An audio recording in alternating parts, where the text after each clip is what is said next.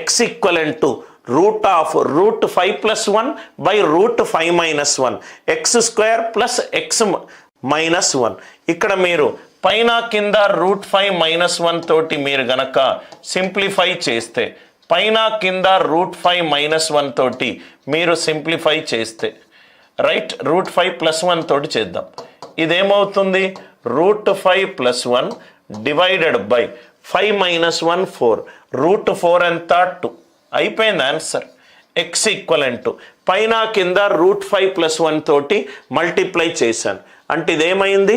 Route 5 plus 1 whole square under root వెళ్ళిపోతే root 5 plus 1, root 5 minus 1 into root 5 plus 1, root 5 whole square minus 1 square, 5 minus 1 4, root 4 ఎంత 2, root 5 ఎంత 2.2 plus 1 divided by 2, 3.2 divided by 2 1.6, 1.6 whole square. Root 5ని అప్రాక్సిమేట్గా 2.236 sir 2.2 అని రాసుకున్నాను. 1.6 whole square plus 1.6 minus 1, ఇదేమో 2.56, ఇదేమో 1.6 minus 1, ఇది 0.6. అంటే answer should be just greater than 3. Answer should be just greater than 3. ఎంత ఈజీగా ఆన్సర్ వస్తుంది, ఎంత ఈజీగా ఆన్సర్ వస్తుంది. పైన కింద రూట్ 5 ప్లస్ 1 తోటి మల్టిప్లై చేశాను అంటే ఇది ఎంత అయింది?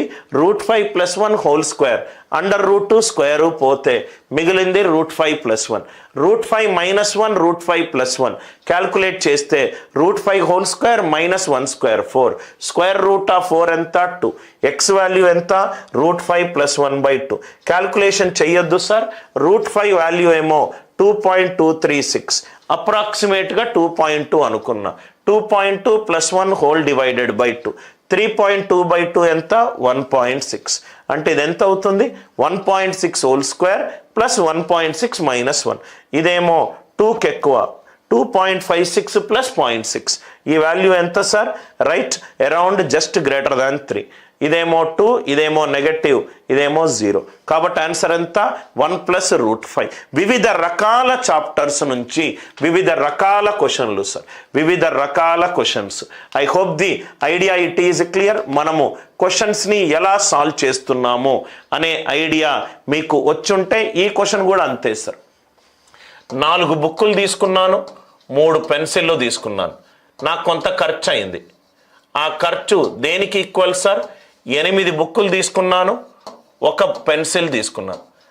8 బుక్కులకు 1 పెన్సిల్కి ఎంతైతే ఖర్చు పెట్టానో 4 బుక్కులకు 3 పెన్సిళ్లకు అంతే ఖర్చు పెట్టాను. అంటే 4 బుక్స్ కాస్త 8 బుక్స్ అయింది. అంటే ఎక్స్ట్రా 4 బుక్కులకు ఎంత ఖర్చు పెట్టాను? రైట్, 2 పెన్సిళ్ళకు అంతే ఖర్చు పెట్టాను. 4 ఎక్స్ట్రా పుస్తకాలకు ఎంతైతే నేను ఖర్చు పెట్టానో 2 పెన్సిల్స్కి అంతే ఖర్చు పెట్టాను. క్వశ్చన్లో ఏమన్నాడు? 4 బుక్స్ ప్లస్ 3 పెన్సిల్స్, 4 బుక్స్ అంటే 2 పెన్సిల్స్, అంటే మొత్తం 5 పెన్సిల్స్కి ఎంతైతే ఖర్చు పెట్టానో, 5 పెన్సిల్స్కి ఎంతైతే ఖర్చు పెట్టానో, రైట్, ఇక్కడ రైట్ 5 పెన్సిల్ ప్లస్ 5 బుక్స్ కాదు, నాకు టోటల్ 5 పెన్సిల్స్కి ఎంతైతే ఖర్చు పెట్టాను. 4 బుక్కులు కాస్త 8 బుక్కులు అయింది. అంటే ఎక్స్ట్రా 4 బుక్కులు కొన్నాను. దానికి ఎక్స్ట్రా ఎన్ని పెన్సిల్స్ కొన్నాను? 2 పెన్సిల్స్. 4 పుస్తకాలు కొనడానికి నేను ఎంతైతే ఖర్చు పెట్టానో 2 పెన్సిల్స్ కొనడానికి అంతే ఖర్చు పెట్టాను.